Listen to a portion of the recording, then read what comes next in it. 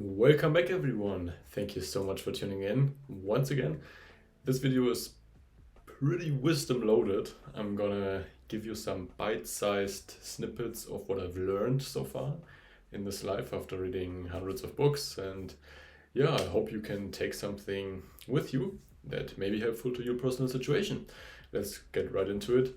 I will start with the concept of enlightenment, and as philosophers or Buddhists understand it, basically. And you can describe enlightenment as extending the pauses between your thoughts. It's basically the holistic dissolution of the self and the ego. And it's about assessing everything with a calm mind, not to fall into too many opinions or views or perspectives and beliefs, but to judge a situation in terms of simply true or false. The aim should not be to even start thinking that something might be different if that's 100% not the case. To not even let these thoughts come up. To be at peace with the situation, however it is, because it's usually neutral and it's your perception of it or your attitude towards it that makes it difficult to handle most of the time.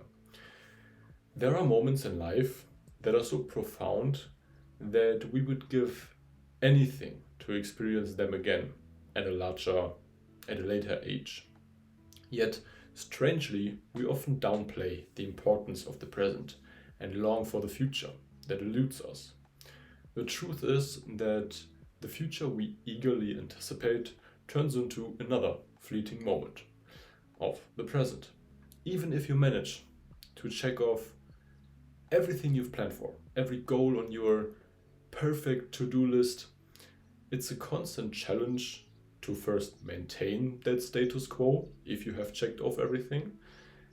And you may not even have full control over the situation because there will always be circumstances that actually influence you again and that are completely out of your control.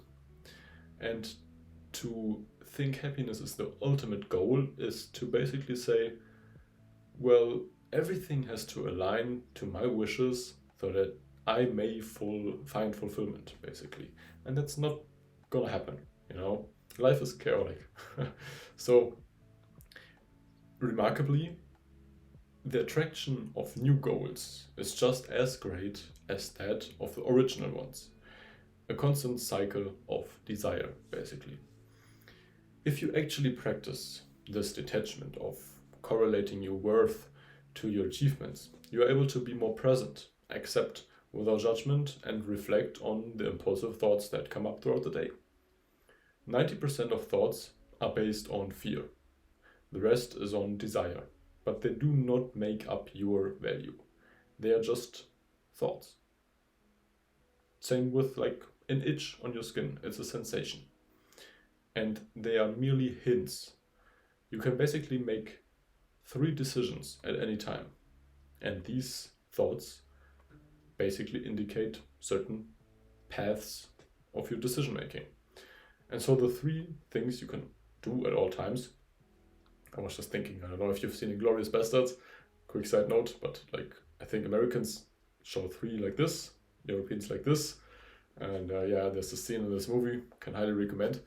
Anyway, you can make 3 decisions at any time, and it's to accept, to change, or to leave the situation.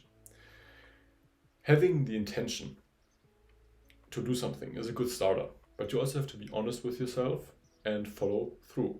Because at the end of the day, you can have the best intentions if your actions actually don't speak for what your desire or your goal is, then it's not worth anything.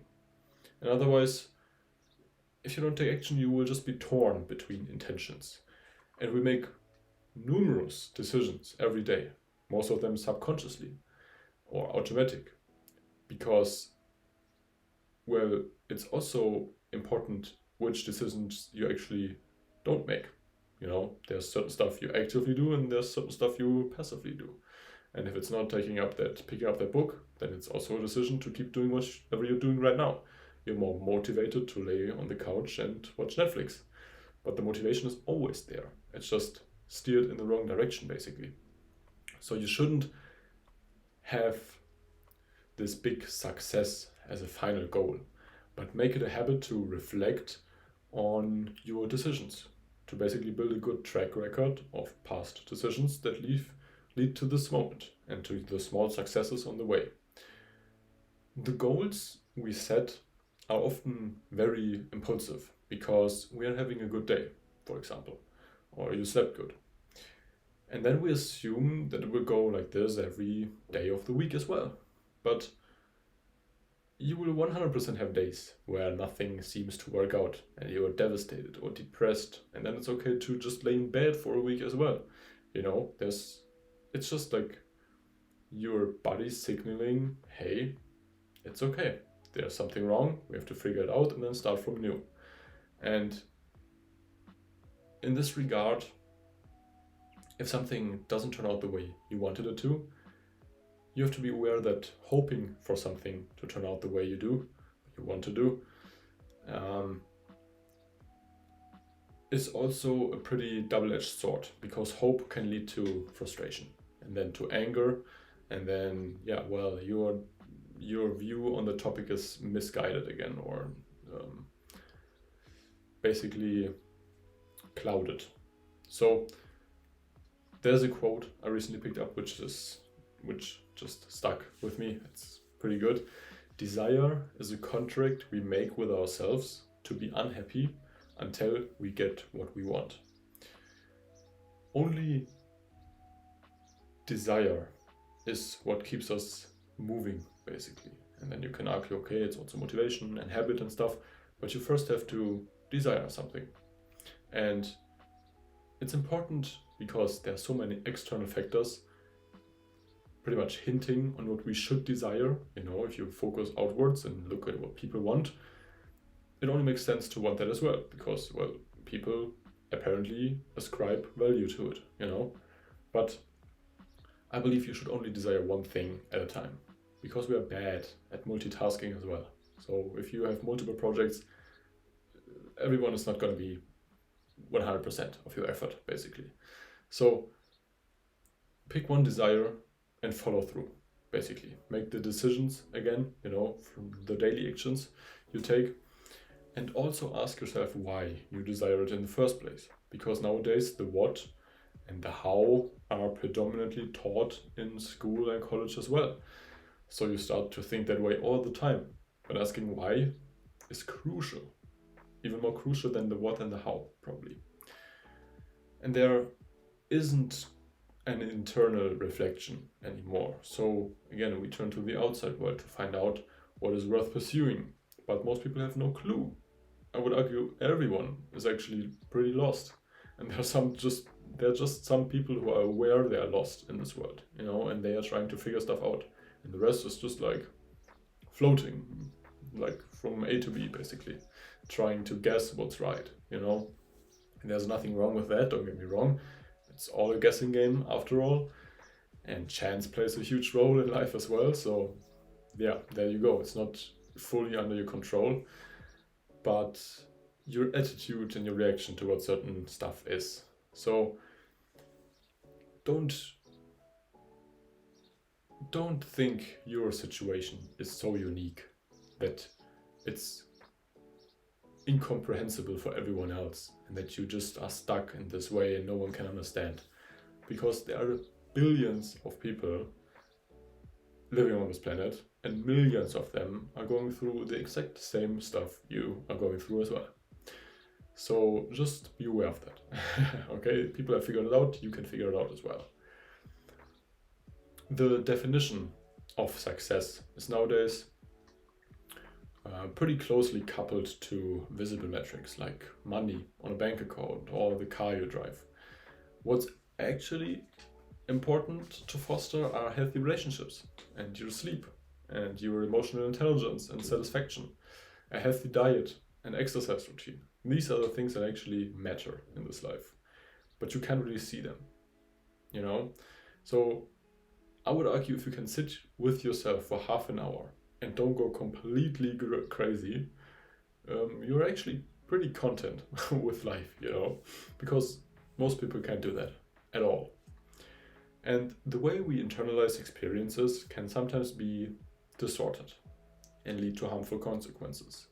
However, it is important to understand that experiences, well, are neutral. It's our thoughts about them that can get out of control. After all, thoughts are constructs of the mind. And the mind is trying to trick us every second of the day, basically. And we, humans as sentient beings, are merely reflectors of consciousness, registering a collection of emotions without real judgment. Amazingly, our sense of self is made up of hundreds of pretty much assholes. They can be downright unpleasant. The narratives we insistently spin in our heads shape our reality. So don't be too hard on yourself all the time. Imagine if you're going through a rough phase that you are comforting a friend of yours. And then just apply what you would say to that friend to your personal situation. And you basically shift perspectives. You handle your personal situation as someone who is like close to you and wants the best for you. And I believe one form of wisdom is actually making your own mind your friend and taking your own advice and just following it basically, and not to reflexively look back all the time, because our mind has a strange tendency to do that. If something's going fine, it's like, well, something has to be wrong, and then you're like wondering and making up stuff and overthinking again. And it's good to be careful, of course, but you should always accept that sometimes things turn out fine, and then just be present with it, with the sensation of the moment, basically. So if you more often try to break things down to the most minimal and simple and basic concept, you will gain a much better understanding of the situation. I've listened to this podcast recently where some guy tried to start a restaurant chain and everyone told him, no, that's like the worst business you can do, starting a restaurant. And this guy didn't have a clue even about restaurants, he hasn't even been a waiter or something. He was an investor basically, but he wanted to make it his passion project, and so he started it with a friend. And he broke it down like basically an online store, and looked at the metrics that are relevant, looked at what advertising to do, and then he was like, okay, what food do we actually offer? And it was like Paris 1906. And if you read that, you're instantly intrigued, and it's the most basic question you can ask yourself. What food are we going to serve? Or why should we buy these covers for the tables? Well, because the tables look ugly, so let's choose these, go with the one design for everything. Or should we put up candles? Why are candles being perceived as like cozy or romantic? They broke it down, like they asked the big questions, the simple big questions basically, and then built from there. And now it's like one of the 14 3 stars Michelin restaurants in the USA. So yeah, it's a pretty amazing story. I think his name, I forgot his name. It's a Tim Ferriss podcast. No, I can't get it right now. Sorry. I will put it in the description probably, or you just ask it in a comment if I forget. So our current world or society and economic development tries to push us into roles, and then we should play these roles for the next 40 years. If it's like your job, or if it's your role as a friend or husband or whatever, and there's value in that, of course, especially with relationships and friendships, to have long, stable relationships. But when it comes to economic development, I think we are pretty novelty seeking, curious by nature. And so, because we are so versatile, we shouldn't be stuck in a place for too long. And the desk is a very dangerous place from which to view the world, actually. So it's a paradox. And therefore, I think fulfillment comes from becoming really good in a specific field and probably also applying your passion into it, but then again also jumping from project to project to figure out what actually like fulfills you and gives you meaning, you know. But if you do that, you aren't gonna make like huge amounts of money, you know, if you constantly change. So yeah, it's like a tricky balance you have to find somehow. But sooner or later, if you impact lives positively of other people, you will definitely also have the wealth and the happiness as a side product of that endeavor, basically. I think you should become a person worthy of attention and gratitude, and then you will find a functioning relationship. You know, if you become actually, if you hold yourself to the highest standard, I think that's the ultimate form of self-love. And self-love is fine, but you should also love your relationships and the people around you that empower you, you know, to do great things.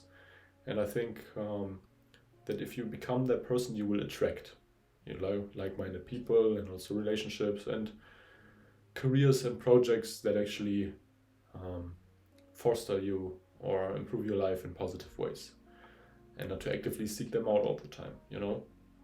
Just work on yourself, become a decent human being. And yeah, I hope you learned something. Thank you so much for watching, and check out my book. It's in the description below. Definitely get it. It's completely free. And yeah, I will see you guys on the next one. Goodbye.